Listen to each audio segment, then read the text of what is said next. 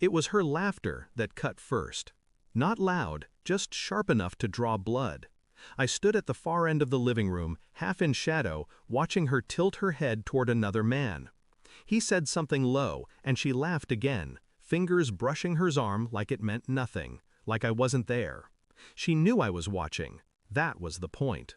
When she turned to refill her drink, she looked right at me. No guilt, just that quiet, challenging smirk that said, "Do something." I didn't. I just watched. And in that stillness, something inside me fractured. Not from pain, but from understanding. Later in the car, the air between us was dead, the kind of suffocates. "You humiliated yourself back there," I said, voice steady. She snorted. "Oh, please. I was talking." "You're so insecure." I stared through the windshield. "You were flirting." She shrugged. "Whatever. I don't need you. I have plenty of options." That was the moment I felt everything stop. The heartbeat, the noise, the illusion. "Perfect," I said. "Use them for rent, too." She rolled her eyes, laughed. She thought it was another empty line. She was wrong. The next morning, she left without a word. Her side of the bed was cold, her perfume lingering like something dead trying to stay alive. She didn't come back that night, or the next. When she finally texted, it was short. "Don't wait up." No explanation, no apology. I didn't respond. I just stared at the message, reading between the letters. The arrogance, the assumption that I'd always be here, waiting. People think betrayal starts with lies. It doesn't. It starts with indifference. The first time someone stops caring if you're watching. I told myself to ignore it, to sleep, to breathe. But my mind didn't stop. It turned every word she'd said into an echo chamber. Options. The word crawled under my skin. Not because it hurt, because it revealed the truth she'd been hiding all along. She didn't love me. She loved what I gave her. Stability, comfort, validation. I was the safety net she danced above, knowing I'd never let her fall. Until now. I didn't confront her. I observed. Her social media told stories she didn't realize she was telling. Locations, reflections in mirrors, the same male wrist in every new picture. A watch I'd seen once before. Expensive, not hers. She wasn't careful anymore. She didn't need to be. She thought I'd stopped paying attention.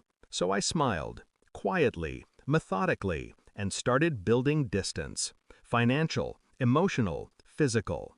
I moved money, shifted accounts, called the landlord, changed the locks, all in silence. No anger, no yelling, just execution. At 2:57 a.m. she called. I didn't answer. At 3:04, the sound of keys at the door. At 3:05, the sound of them not working. I watched from the security app, her face half lit by the porch light, confused, then irritated, then afraid. I almost felt sorry for her. Almost. When I opened the door, she froze.